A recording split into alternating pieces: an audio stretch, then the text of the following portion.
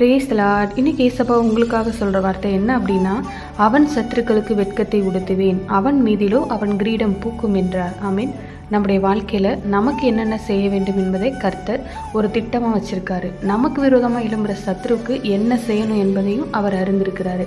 இங்கே சொல்லப்பட்டிருக்கு, அவன் சத்துருக்களுக்கு வெட்கத்தை உடுத்துவேன். தாவீதோட வாழ்க்கையில் எப்போ தெய்வ திட்டம் வெளிப்பட தொடங்கினதோ அதற்கு நேராக தாவீது நடத்தப்பட ஆரம்பித்தானோ அப்போ இருந்து தாவீதுக்கு விரோதமாக சத்துருக்கள் எழும்பினாங்க. சத்துருக்களோட எண்ணிக்கையும் அதிகமாச்சு. நமக்காக ஆண்டவர் ஒன்றை செய்கிறாரு அப்படின்னா அதை எதிரியாகிய சத்ருவால் தாங்கிக்கவே முடியாது. அதனால் அவன் என்ன செய்வான் அப்படின்னா, அவனுக்கு ஏற்ற மாதிரியான ஆட்களை நமக்கு விரோதமாக எழுப்பி அவங்கள மடங்கடிக்க சோர்ந்து போக பண்ணுவதற்கான காரியங்களை அவன் செய்கிறான். ஆனால் ஒரு விஷயத்தை புரிந்து கொள்ளணும், தேவன் செய்ய நினைத்த ஒரு காரியமும் தடைபடாது. தாவீதோட வாழ்க்கையிலையும் கர்த்தர் தாவீதை உயர்ந்த ஸ்தானத்தில் வைக்கணும்னு சொல்லி அவர் நினைச்சாரு.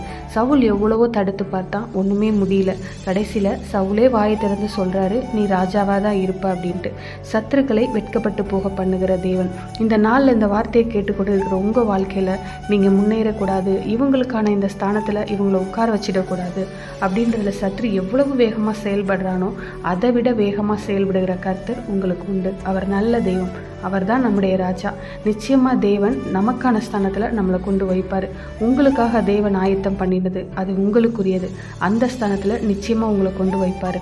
அவன் மீதிலோ கிரீடம் பூக்கும். இது தேவன் சொன்னது. தாவீதோட வாழ்க்கையிலே நடந்தது, உங்களுடைய வாழ்க்கையிலே நடக்கும். உங்களுக்கு விரோதமாக எழும்புகிறவர்கள் நிச்சயமாக வெட்கப்பட்டு போவாங்க. ஜெபிக்கலாமா? எங்கள் நல்ல தகப்பனே, இந்த நாளின் காலை வேளையிலே நீர் எங்களோடு பேசி பலப்படுத்தினா உம்முடைய வார்த்தைகளுக்காக நன்றிப்பா. நீர் எங்களுக்காக ஆயத்தம் பண்ணினது அது நிச்சயமாக எங்களுக்கு வந்து சேரும். நாங்கள் அதை சுதந்திரிக்கும்படி நீர் எங்களுக்கு அனுகிரகம் செய்வீர். எத்தனை பேர் எதிர்த்தாலும் அவர்கள் வெட்கப்பட்டு போகும்படியாய் நீர் செய்ய போகிற அந்த அன்பிற்காக ஸ்தோத்திரம். இயேசுவின் நாமத்தில் ஜெபிக்கிறோம் பிதாவே. ஆமென். God bless you.